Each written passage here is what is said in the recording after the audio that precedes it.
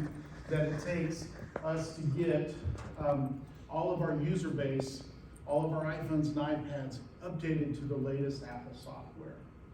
And then there's some other things that we wanted to do. And so today we're going to be talking a little bit about that journey. We're going to talk about this app that we developed, Mobility at Work. That is an in-house developed app, and I think it's pretty cool. I hope Greg thinks it's pretty cool too, because I have to say with it. So let's go ahead and get into it. Yeah, first of all, we've already had the introduction, so we're going to skip over this. And I know we got a disclaimer there. Skip through that. Make sure you read that and agree to it. So let me tell you a little bit about the company. Eli Lilly and Company is a large pharmaceutical company. You might have heard of products such as Prozac. You know, don't tell us any complaints or anything like that. We can't help you with those. But we also do a lot with oncology, neurology. Diabetes is a huge part of the business that Eli Lilly and Company is in. And so our purpose at Lilly is to unite caring with discovery to create medicines that makes life better for people around the world. And Brad and I are on a team that's called the Global Mobility Team. And we are responsible for all of the iPhones and the iPads that our employees use across the globe.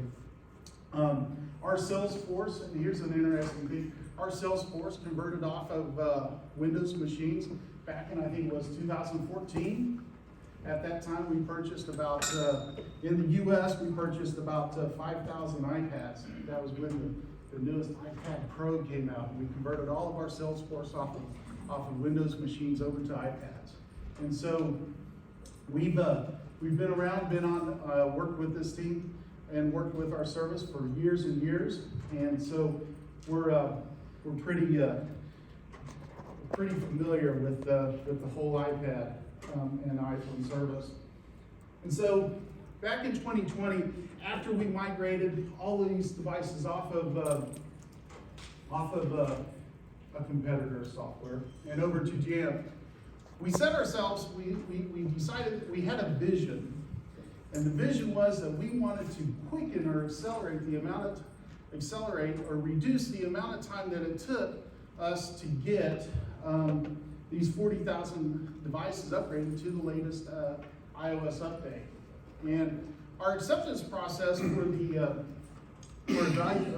our acceptance process for iOS updates includes testing. And so we test the devices or the software's interaction with the MDM solution. We test against all of the apps, the in-house apps, all of the recommended apps and stuff, and then we announce a green light. And the green light is essentially telling all of our users around the globe it's time to go. Now, as you are probably well aware of, recently Apple has seemingly increased the number of releases or updates to iPhone and iPad software. And a lot of these are due to security, right? There's security patches. There's a lot of vulnerabilities and stuff that are being patched. And so we wanted to quicken the amount of time that it takes people to, it takes for us to announce to the users and for them to act on it and to update their devices. So while doing this, we also challenged ourselves to improve the user experience. We also challenged ourselves to reduce the amount of manual overhead, the compiling of reports, the writing of emails, and the sending of emails out to these 40,000 users, right? And so we had a vision, we knew what our target was, and we had to come up with a plan. And so today we're going to share with you the challenge and the plan and stuff, and we're kind of going to get into it. At the end, we'll have plenty of time for Q&A, so hold your questions till then, and so let's go ahead and get started. Okay, so the challenges that we faced, one of the first major challenges that we faced was how do we help our users become aware of and know what our requirements were, what our requests were of them. But we know that our users, we understood our user base, and most of the users in the employment or eligible workers in the workforces, they are familiar with smartphones, familiar with iPhones and iPads and stuff, right? And so we wanted to leverage that to build out our solution. And we also knew that most of our employees were very happy to do the updates as long as they knew when and how to do the updates, right? And so we felt that we just needed to inform the users. So that informing the user was the biggest thing or the biggest goal that we had. But we also wanted to give the users a quick and easy method of getting that information. And so we decided that a native application developed, dropped on the devices around the globe, and supported, or that application that we put out there had to be supported in 11 different languages. So we have employees in about 125 countries around the globe. We've targeted, we've chosen 11 of the main languages, and so our application or our interface had to reflect that. And then one final thing is that we wanted to, and this is bullet point number 5, I think it is, we wanted to improve the interactions between users and the support team. So up to that point, when a user called in to the service desk would tell them, well, you have to go to settings, general, about, and get this information, and I want you to go to this other application and get this information, and can you tell us, and all this time, right, the service desk, sometimes the service desk would ask them, well, has your device been like checking in regularly with the MDM server and stuff? And so we wanted to resolve some of those issues. So the plan was, as I said, we decided that we were going to develop an application that displayed the current compliance information, the compliance criteria, that informed the user how they could get their device from its current state up to a compliant state, and then also provided some additional information. One of the main questions that we seem to be always answering the users is, hey, when am I getting the new iPhone? Well, hold on a second. We can do that through this application. And so, we decided that through this application we wanted to do a couple of things, right? Send the user notifications specific to their device. If a user's already updated their device to, let's say, 15.7, we don't want to bother them. Let them go on with their life. Let them be happy without us bugging them about it. So it had to be reactive to the current device status. And we also wanted to show them, also wanted to let the user know the number of devices that they had enrolled to them in in our Jamf environment. And so we decided, yeah, let's put that in the app too. We also wanted to provide the user a check-in button so that they could, within the app, hit the check-in button. That would then send an API call out to Jamf. Jamf would then get that inventory update command, send it back down to the device, do a round robin, and all of a sudden, the device and Jamf were all synced up together. So we said, yeah, let's put that in there as well. And we also wanted to inform the users that there are processes by which they could self-help, fix their devices. We wanted to provide them the information that they needed to do that self-help. So that's delivered in a couple different ways. You have the service desk knowledge articles. You also have, like Yammer communities, general public knowledge and stuff like that. So we put, links to all that information in there. Some of the top hit knowledge articles we have linked to it in our application. And one final thing that we wanted to do is that we wanted the users to tell us how we could better serve them. And so we provided an application feedback process or application feedback platform so that users could write in and say, hey, I want to be able to do this in the app. And we also, within the application, allow users to, other users to vote it up or vote it down. It's a great idea, gets more votes, right? And we take a look at it, raises it up from priority, and we say, okay, this is cool, this is something we really like to do. In fact, our boss put one of the first feedbacks into the application and said, yeah, we can do that. We can get this done. So, the results. And we'll have a demo for you first, but I wanted to talk through it. So I wanted to take and compare the old way and the new way. So the old way of informing the users was to go out and pull a report out of JNUC, filter through all the report, find the users that need to be communicated to, and then write up an email, get the email translated, send the email out to our regional mobility support teams, ask them to cascade that on out to the users, and the whole process to communicate something like that will take a couple hours a day across the board of all of us doing this, right? So we would do that weekly, we would do that daily, and it would take us 4 to 6 weeks to move 40,000 iPhones and iPads from a non-compliant software up to a compliant software version. That's 4 to 6 weeks of our info security team chewing on their fingernails, saying, we got vulnerabilities out there, we got 0-day vulnerabilities out there, you guys need to move faster, you need to move quicker and stuff. We said, okay, we think we can do this. And so in March of this year, we finally rolled out the application. And I can tell you that the results, we've lived this, and I'm still impressed every time we announce what's called a new minimum iOS version.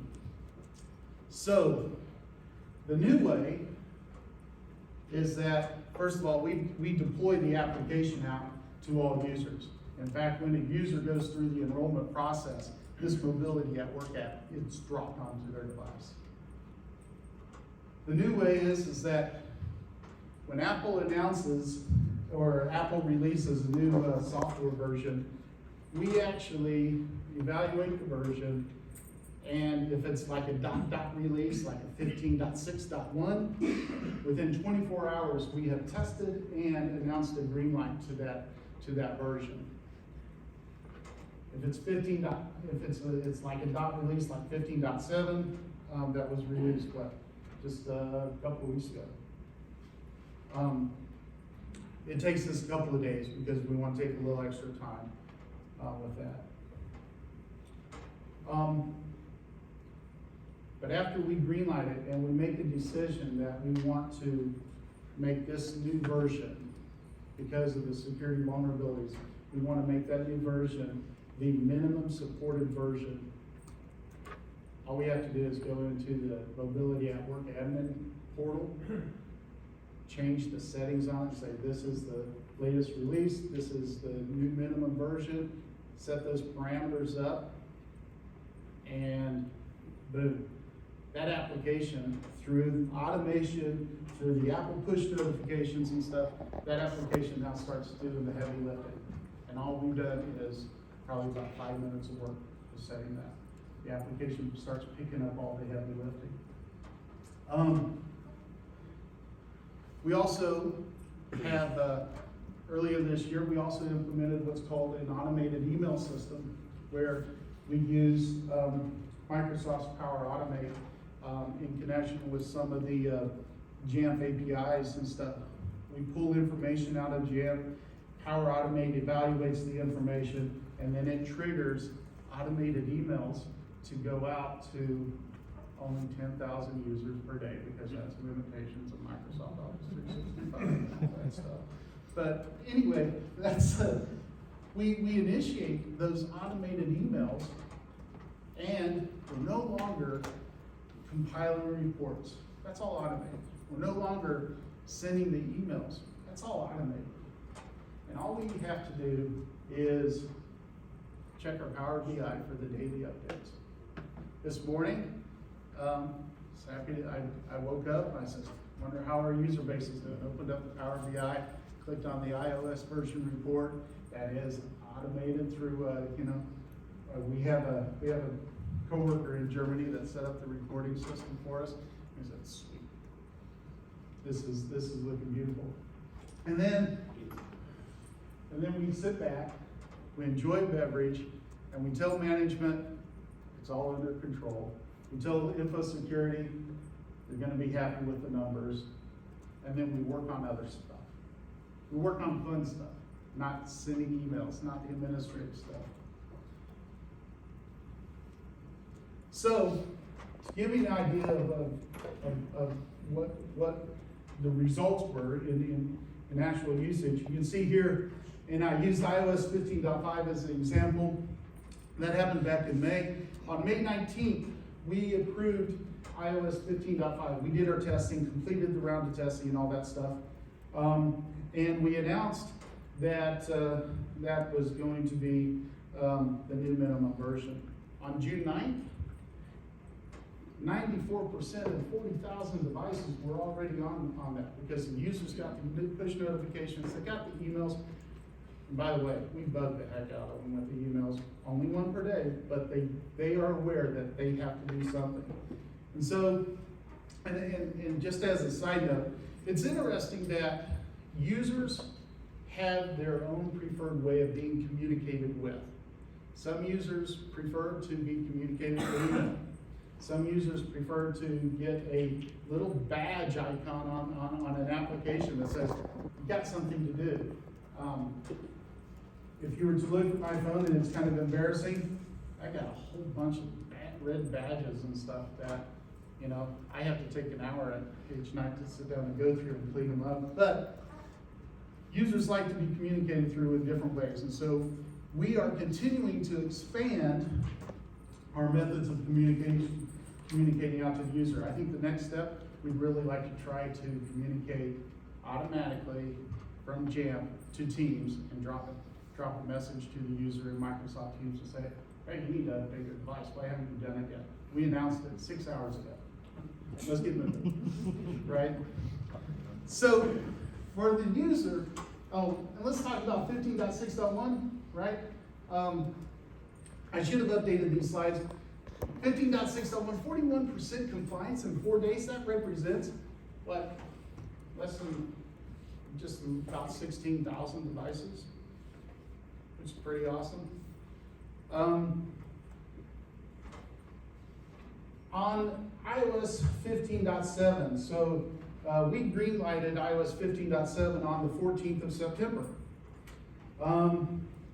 We debated it, and it took us a little bit extra time to debate it because we had been pushing our users a lot since 15.6.1 and 15.7 came along. We're just like, oh man, we're gonna have to go out to the user base and tell them all over again. And so, as of this morning, 15.7, and like I said, we greenlighted it on the 14th. As of this morning, we were at, I think it's 86% compliance.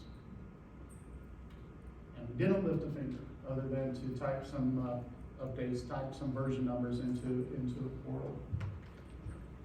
Needless to say, our users are fairly happy with us because we're communicating in paths that they appreciate. Management is pretty happy with us because we're making decisions, we're taking action on them, and the users are also being trained. That's such a terrible way to put it. Users understand, what is expected of them and when they need to do it and stuff. And it's all happening in their own preferred languages and stuff. For the enterprise, for the company, right? We got a higher level of compliance. Info security is not on our back. Global security is happy with us. We're getting dynamic reports up to management, and we've enhanced the user support options. And we've done all of this and greatly reduced the amount of time that it takes to get our user base from 0% compliance up to 90+%. So we're pretty happy with the application.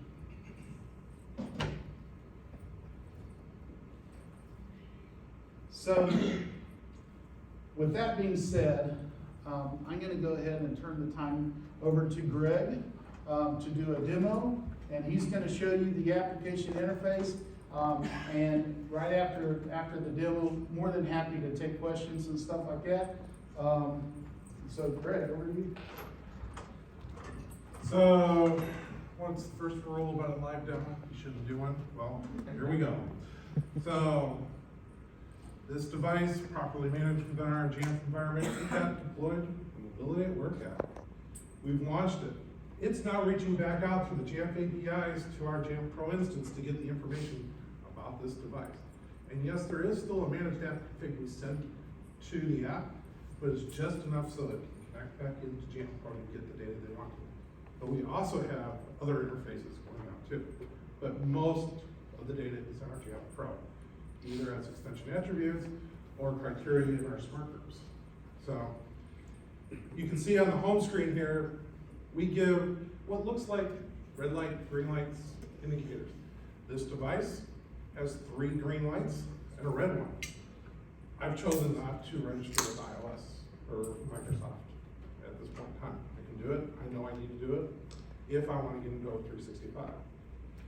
All the little carrots that you're seeing, you press on it, we show the users, hey, this is what your current OS version is, but we also give the information that we want to provide and potentially some information from Apple about what that really means.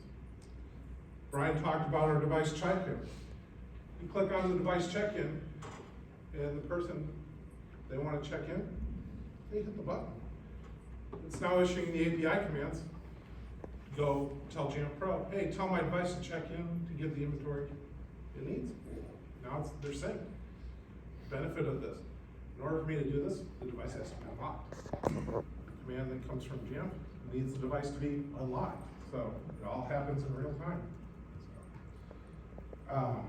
If people have questions about whether or not supervision, most of this word comes right from Apple about what supervision means. So, and then if the person is talking to support and they need more information, they can just scroll down through it. And here's the rest of the information that our support people normally ask a user about when they're talking about their device and having an issue. Also, Bryan indicated that we have devices. I'm now going back out to the Jamf Pro instance to get all of my devices that I have managed. And in the future, we're going to be adding even some more advanced features in here. Like, I can go into one of my devices, and in this case, if I said, hey, I've already returned this device to support, and it's no longer in my possession, and and I don't want to be bothered by emails, I can say, I've returned it. We'll send it all up, information from Jamf Pro, and the user will no longer get bothered by their device. We talked about notifications. This one doesn't have any notifications sent to it right now, but we have what needs to be seen, what they have seen, and what they've read. Available. If I wanted to give feedback, and I give a lot of feedback on this app, and Bryan always hates me when I look at it, give that look. I got another feature for you.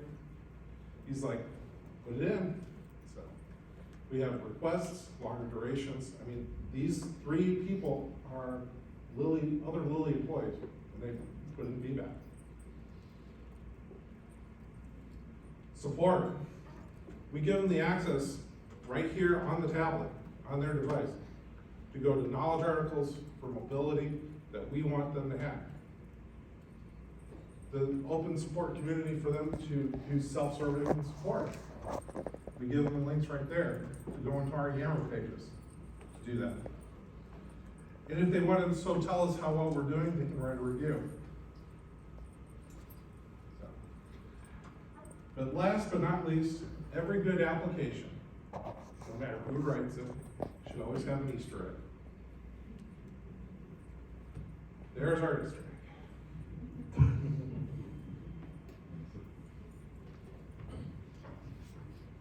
Awesome, thanks for that, Greg, appreciate it. Yeah, I gotta tell you the story behind that Easter egg. We had a director, and the director who was over the whole thing, he came out, we were being pestered with iOS updates, right? Constant iOS updates and stuff, and he actually went out and bought a physical, we safely worked, so many days without an accident and stuff. And so he bought the sign, converted it over to an iOS update, and we said, we gotta put this in the application. Handed it over to the developers and said, hey, can you guys make this happen? And they said, yeah. And so this portion of the application is also reaching out to that device management, back to the application admin portal, where we set the parameters. We say, hey, Apple released an iOS update on this date, and and it goes out and reaches out to all the devices and updates the app on the devices. Our global communications team did not appreciate the humor behind this, and so we only display this part of the application to certain people. But we enjoy it. Can we switch back over to the slides, please?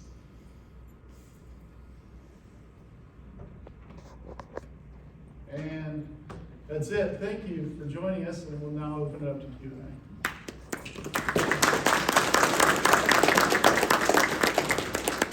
So, any questions? I mean, this is like the coolest thing I've ever seen. There has to be questions, Eric. Hi. Does your compliance manager have an expectation for 100% device compliance? And it's a two-part question.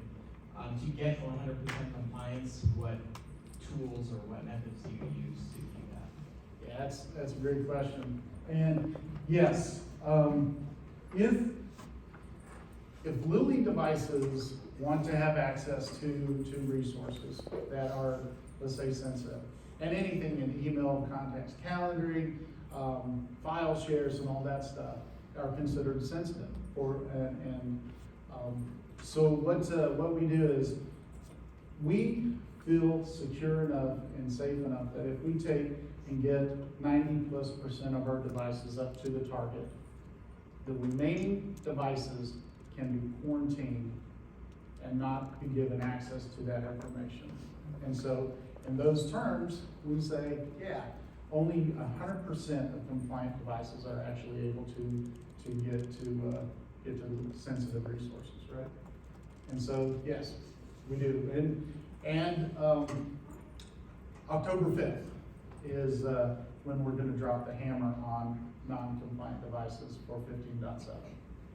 We're at 86% today, and so the hammer's going to come down on anybody who's decided to ignore our emails, ignore our push notifications, generally ignore us. We're kind of sensitive to that type of thing, and we say, no access.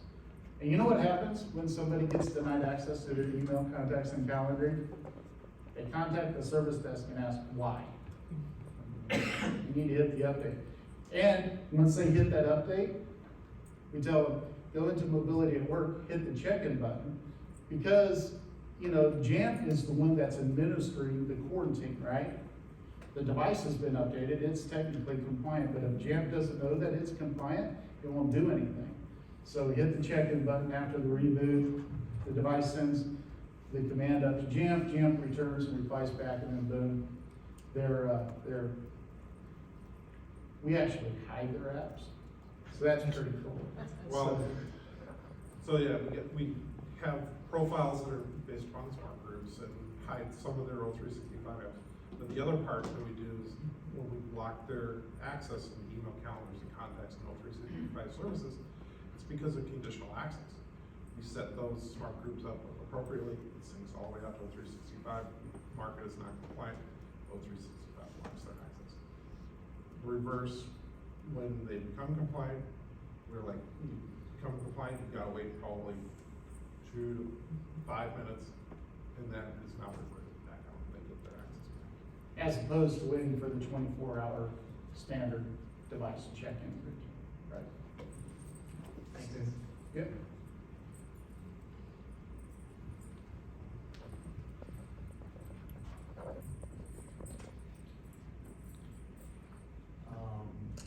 I really like the mobility at work app. It looks really great. So I have a question regarding the My Device tab. So that's something noticeably absent in Jeff products like self-service or something. How did you develop that? Like, are you using the Jeff Pro API? Everything you saw, every time that it says it's loading or spinning to go get data, it is leveraging 100% of the Jamf API to go back into Jamf Pro to go get that information. Okay, great. So that would be my next question then. For the Jamf Pro API, there's no granular access to get only the devices that are particular to one user. Using the service account that normally has access to every device and filter the list on the device in the app itself. And if so, isn't that kind of a security risk if someone gets a service account and can check every device in the company? Well, we do have an API account. That API Right. account only has specific access. And we secure it, we rotate that through our security policies. Right. And it's not shared anywhere outside of that application. So, Okay. is it a security gap? We vetted it through our security group and they approved it, so. We can tell you the amount of hurdles that we have to go through to get a compliant service account to do all of this, but then we'd have to take you out. But no, just kidding. Yeah, the amount of controls that security has placed on those service accounts and how the passwords are protected and all that stuff, it's pretty amazing. So yeah, it's really protected. Cool, thanks.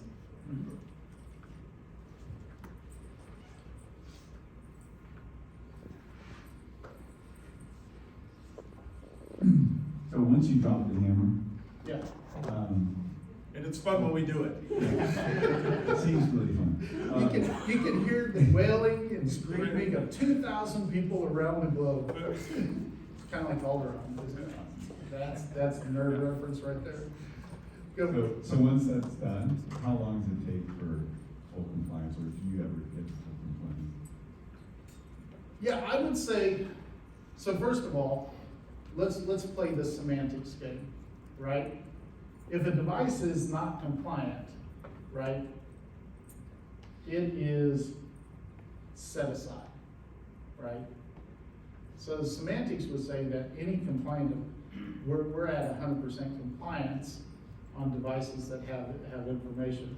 And, I can say like with, as we we can talk about zero trust and device attestation and stuff like that.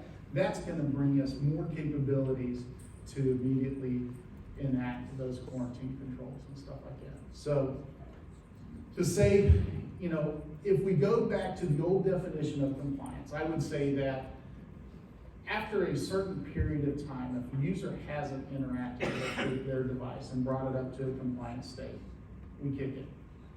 We take the next step, which is to just remove it. And we ask our site support teams to go out and collect the device back from the user. And that process takes a little bit longer. But only devices that are compliant with our requirements ever have access to the data that we want them to have access to. And do you use that only for iOS updates, or is there any other reason that you would do that? Devices not checking in, iOS updates. We have a mobile threat defense solution that we need to make sure is enabled on that device. And access to O365, so registration with Microsoft. So those first bulleted light items that you saw are the main compliant items. Yeah, Greg's iPad needs to be kicked off. We need to drop the hammer on that. You mean? Yeah, wait a second. Let me go ahead and text the guys. I don't care about that one. It's also here. Other questions?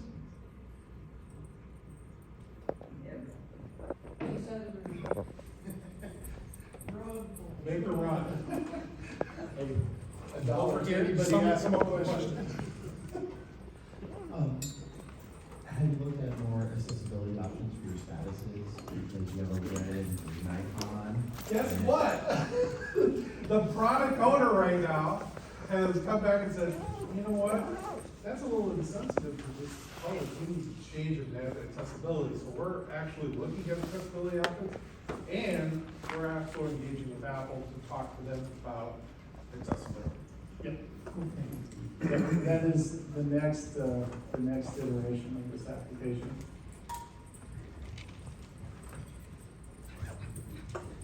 Okay, so we over here next. I was getting ready to say, I'll give you a dollar. All right, well, now someone has to. I didn't just do that for nothing. Oh, here? There. So you know how you have your special users that, you know, they're just not gonna be compliant, but they're higher ranking, but this is all automated, how do you account for those special people? Are you talking about our sea level? Yeah, You know what? They're users. Yeah, they're users. We, yeah, to kind of like, give you a look at the underbelly. We actually, on a daily basis, we have a 15-minute meeting with representatives from our service desk, site support, our apps development teams, and all that, where we sit down and we take a look at all the projects that we have in motion, all of the critical issues that we're dealing with, and a member of the executive support team attends those meetings, and when we announce the green light and we announce a new minimum version, we look to that person and say, how are our execs doing? And they'll come back with a report. We got, 20 out of 40 updated, we have 20 left to go, and I said, and each day goes by, we get a report from them, and they're usually hitting the target for us. So we don't worry so much about that side of things. Now, when they ask for a new iPhone that hasn't been, approved yet, that's when we start sweating a little bit, because you gotta tell them, no, it's not ready yet.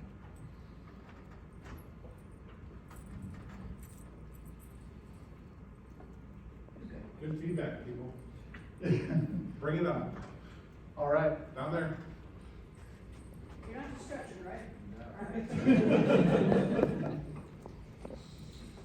Have you ever considered more psychological notifications to empower end users to be in compliance?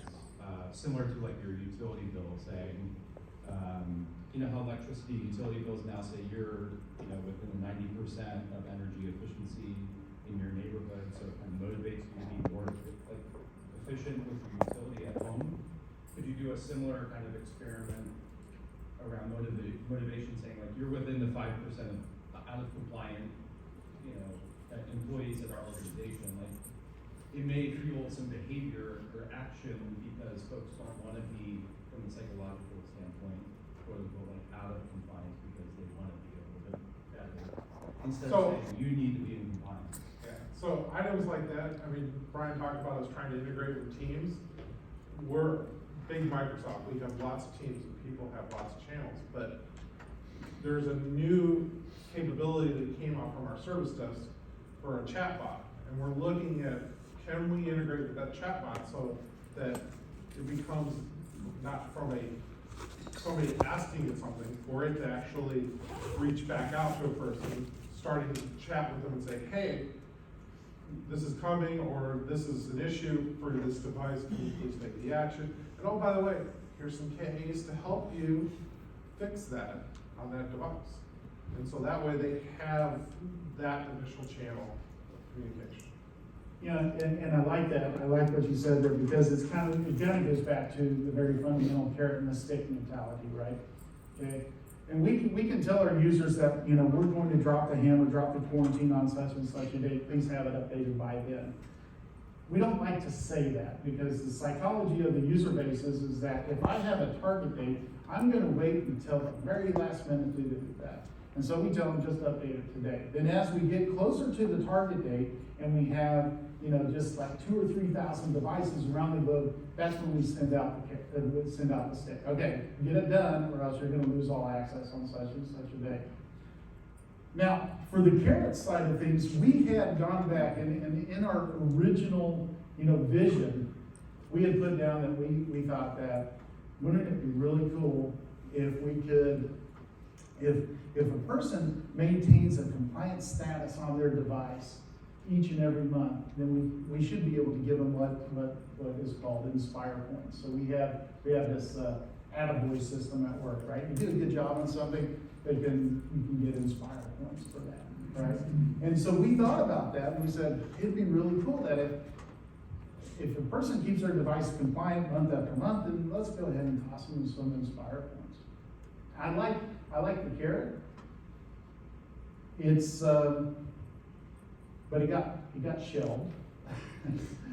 But it's something that we're definitely interested in doing. And I really like the idea of saying, you know, maybe turning it over to the care side. You are the top 5%, you know, you were quicker than anybody else. It's kind of like Southwest Airlines, you know, if you do your check-in first, you get front, you know, get in line front for the seat. Yeah, so thank you, that's an excellent question, thanks. Okay, it's almost at 45. Thank you so much for your attention. Thank you so much for being here. We really appreciate it. And if you have any questions and stuff, you know, hit us up through the JNUC app and stuff. We're more than happy to answer them. Thanks all.